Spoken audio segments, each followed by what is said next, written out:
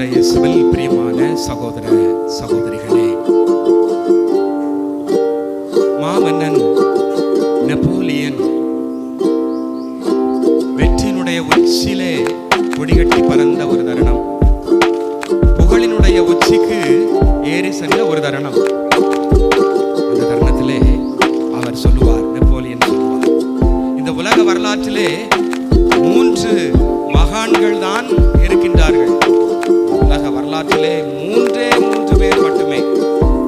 1 மாமன்னர் Alexander, 2 Napoleon ஆகிய நான், 3 நாசரேத்தூர் இயேசு என்று சொன்னார். 2-3 ஆண்டுகள் உருண்டோடின. வாட்டர்லூர் என்ற இடத்திலே போர் வந்தது. அந்த போரிலே மாமன்னன் நெப்போலியன் படு தோல்வி அடைந்தார். ஹெலோனோ என்ற தீவிலே சிறையிலே அடைக்கப்பட்டான். இந்த நேரத்திலே அவருடைய படை வீரர்கள், பணியாளர்கள், அரசரே நீர் எப்படி இருந்தீர் மகிமையாக, இப்பொழுது இப்படி ஆயிற்றீரே சிறையில்.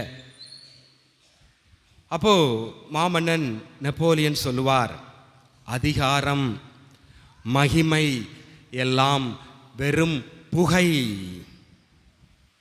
எலும்புகளை கூட என்னால் பார்க்க முடியவில்லை. மகானாக இருந்தேன், இப்பொழுது சிறை கைதியாக இருக்கிறேன். இயேசு கிறிஸ்து ஒருவர் மட்டும்தான் 2000 ஆண்டுகளுக்கு முன்னால் அரசராக இருந்தார். அவருடைய அரசாட்சி மட்டும் மறையவில்லை, அவரது ஆட்சி நீடித்திருக்கும் என்று சொன்னார். அன்புக்குரியவர்களே, இன்று நாம் கிறிஸ்து அரசர் பெருவிழாவை கொண்டாடுகிறோம். அத்தோடு நற்கருணை வீரர் சபை திருவிழாவை நாம் சிறப்பு செய்கின்றோம். இன்று முதல் வாசகத்தை எடுத்துக்கொள்ளுங்கள். தானியேல் 7ஆம் அதிகாரம் 14வது வசனம். ஆட்சி உரிமையும் ஆட்சியும் அரசும் அவருக்கு கொடுக்கப்பட்டிருக்கிறது.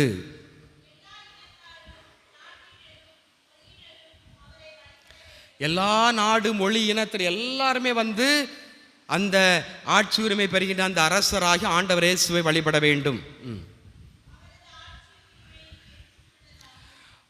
அவருடைய ஆட்சி உரிமை என்றுமே உள்ளதாகும், அதற்கு முடிவே இராது.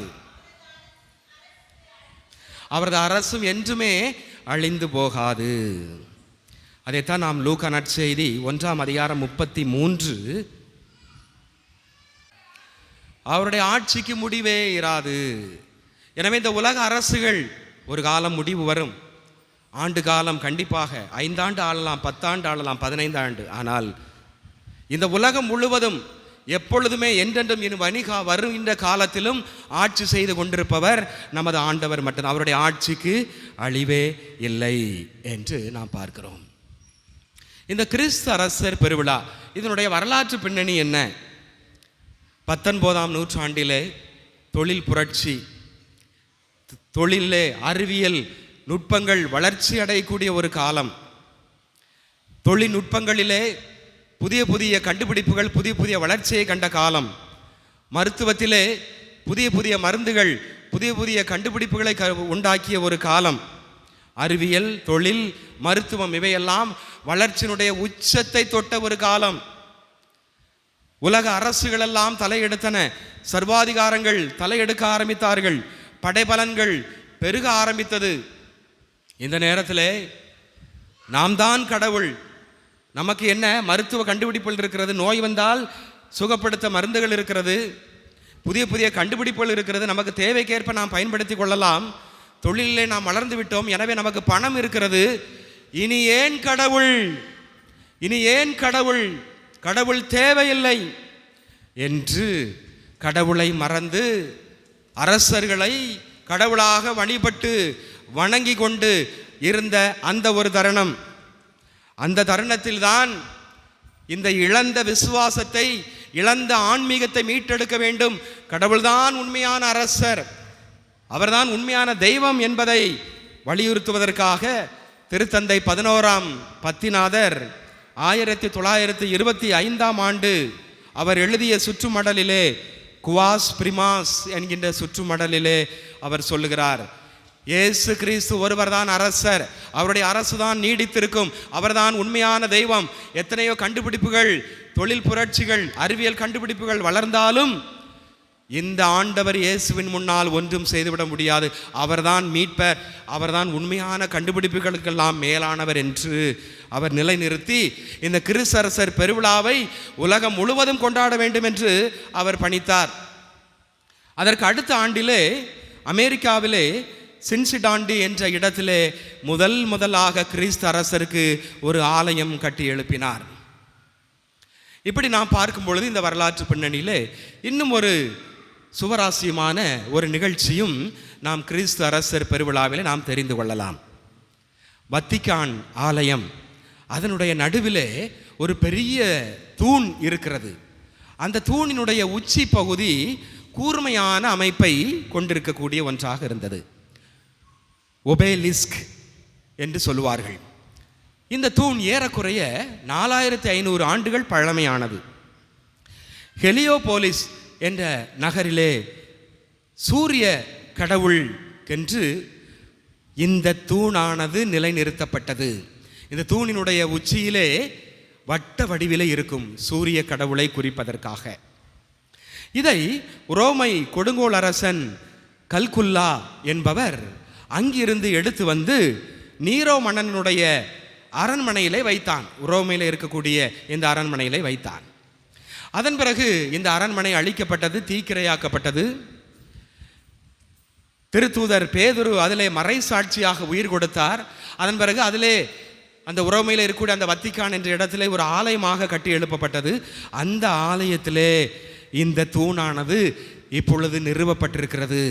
அந்த தூணினுடைய உச்சியிலே ஒரு பெரிய சிலுவை ஒன்று இருக்கிறது.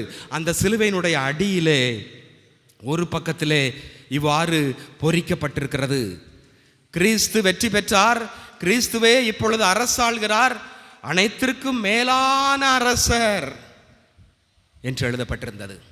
அந்த சிலுவையினுடைய அடுத்த பக்கத்திலே யூத ராஜசிங்கம் வெற்றி பெற்றார் என்று எழுதப்பட்டிருந்தது.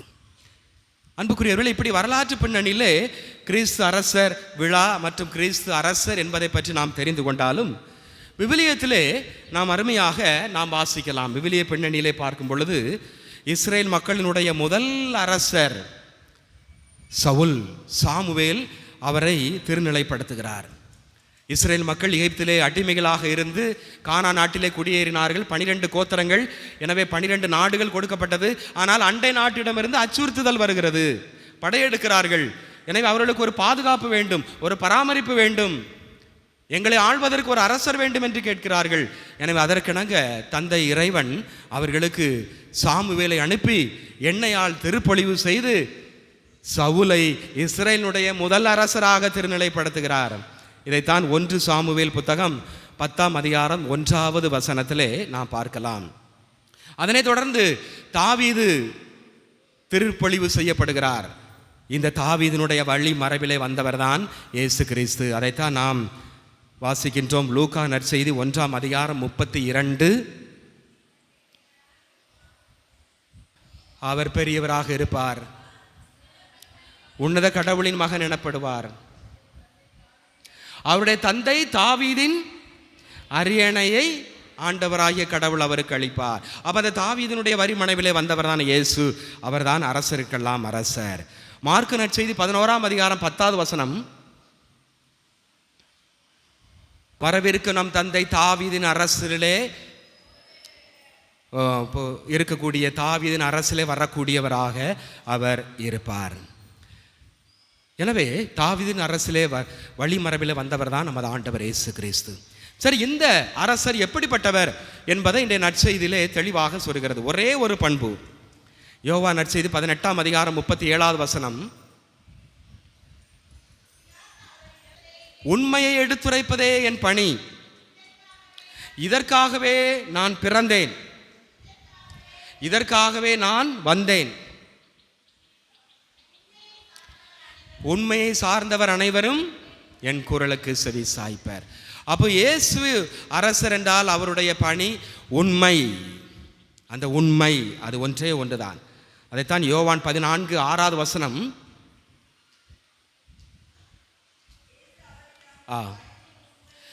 வழியும் உண்மையும் வாழ்வும் நானே. அப்ப ஆண்டவர் இயேசுவே உண்மையாக இருக்கிறார்.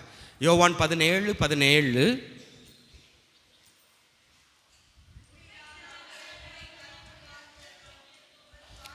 உண்மையினால் மக்களை வாழ்வழித்தருளும் உமது வார்த்தையே அந்த உண்மை. அப்ப ஆண்டவர் இயேசுதான் உண்மை, அவருடைய வார்த்தை தான் உண்மை. ஒரு முறை ஒரு அரசர் தனக்கு பின் நாட்டை ஆள்வதற்கு வாரிசு ஒருவரை தேர்ந்தெடுக்க வேண்டும். எனவே நாடு முழுவதும் அறிவிப்பு கொடுக்கிறார். ஒரு போட்டி ஒன்று நடத்துவேன், அந்த போட்டியில் வெற்றி பெற்றவர்கள் நாட்டை ஆளக்கூடிய தகுதி பெற்றவர்கள். அப்போ 12 இளைஞர்கள் வருகிறார்கள், திறமையான இளைஞர்கள். அரசர் ஒரு கூடை நிறைய விதைகள் இருக்கிறது, அந்த விதை அதே போல ஒவ்வொரு இடமும் அந்த 12 பேரிடமும் தொட்டியை கொடுக்கின்றார். இந்த விதையை எடுத்து செல்லுங்கள், தொட்டியிலே வளருங்கள், 3 மாதம் உங்களுக்கு அவகாசம் கொடுக்கிறேன்.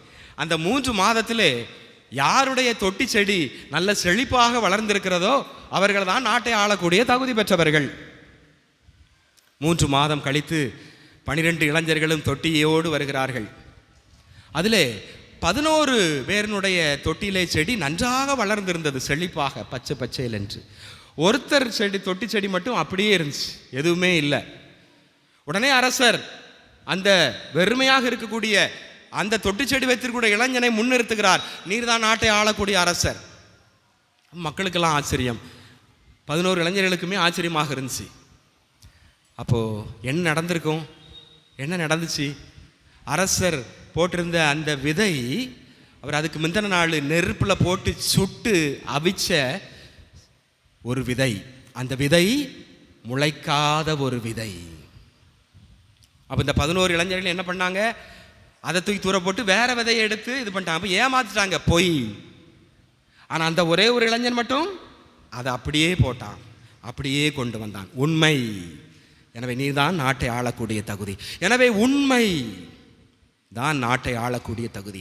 உண்மையின் அரசர் ஆண்டவர் இயேசு. எனவே இந்த உண்மை என்பது வீட்டிலே ஆரம்பிக்க வேண்டும், குடும்பத்திலே பெற்றோரிடம் ஆரம்பிக்க வேண்டும். பெற்றோர்கள் குடும்பத்திலே உண்மையாக நான் இருக்கிறேன், அதை பார்த்து தான் பிள்ளை அதனை தொடர்ந்து. எனவே இந்த குடும்பத்திலே உருவாகக்கூடியவர்கள் தான் அரசர்கள். இன்னைக்கு நாட்டை ஆளக்கூடிய அரசர்கள் எங்கே வந்திருக்கிறாங்க? குடும்பத்திலேருந்து வந்தாங்களா, மோட்சத்திலேருந்து வந்தாங்களா? மோட்சத்திலேருந்து தான் வந்தாங்க? இல்லைல்ல. வானத்திலேருந்து குறித்து வரல. இல்லை ஏதாவது மரத்துலேருந்து வந்தாங்களா? இல்லை. இல்லை இங்கே ஏதாவது திடீர்னு மண்ணுக்குள்ளேருந்து டபால் அப்படின்னு வந்தாங்களா? இல்லை. எங்கேருந்து வந்தாங்க? குடும்பத்திலேருந்து வந்தாங்க. அப்போ இன்று நம்மை ஆளக்கூடிய அரசுகள் உண்மையாக இருக்கிறதா அல்லது போலியாக இருக்கிறதா? அப்போ அதற்கு காரணம் என்ன? குடும்பம். குடும்பம். அப்போ குடும்பத்திலே அந்த உண்மை இருக்கும் பொழுது அந்த பிள்ளை உண்மையிலே வளர்கிறது. அதனை தொடர்ந்து பள்ளிக்கூடத்திலும் உண்மையாக இருக்கிறது, அதனை தொடர்ந்து வேலை பார்க்கின்ற இடத்தில் உண்மையாக இருக்கிறது, அதனை தொடர்ந்து நாட்டை ஆளக்கூடிய தலைவராக வரும் பொழுதும் அவர் உண்மையானவராக இருப்பார். அப்போ நாடு, அரசாங்கம் உண்மையாக மாற வேண்டும் என்றால் குடும்பத்திலே இருக்கிறது. போலியான அரசாங்கமாக இருக்க வேண்டும் என்றால் அது ஒரு குடும்பத்திலே இருக்கிறது. மத்தேயு நற்செய்தி 6:10 உமது ஆட்சி வருக என்று நாம் பார்க்கிறோம். எனவே ஆண்டவரே, உமது ஆட்சி தான் உண்மையான ஒரு ஆட்சி, அது வர வேண்டும். 1 கொரிந்தியர் 15:24-25 முடிவு வரும் பொழுது கிறிஸ்து ஆட்சியாளர், அதிகாரம் செலுத்துவோர், வலிமையுடையோர் எல்லாரையுமே அழித்துவிட்டு தந்தையாகிய கடவுளிடம் ஆட்சி ஒப்படைப்பார். எல்லா பகைவரையும் அடிபணிய வைக்கும் வரை அவர் ஆட்சி செலுத்தி ஆக வேண்டும். எனவே அன்புக்குரியவர்களே, உண்மையின் அரசு ஆண்டவர் இயேசுனுடைய அரசு. எனவே நாம் இப்பொழுது பார்க்கக்கூடிய அரசு எப்படி இருக்கிறது? எனவே அதுவும் உண்மையான அரசாக இருக்க வேண்டும் என்றால் நாம் செய்ய வேண்டியது என்ன? உண்மை. அதை குடும்பத்திலே நாம் விதைப்போம். ஆமென்.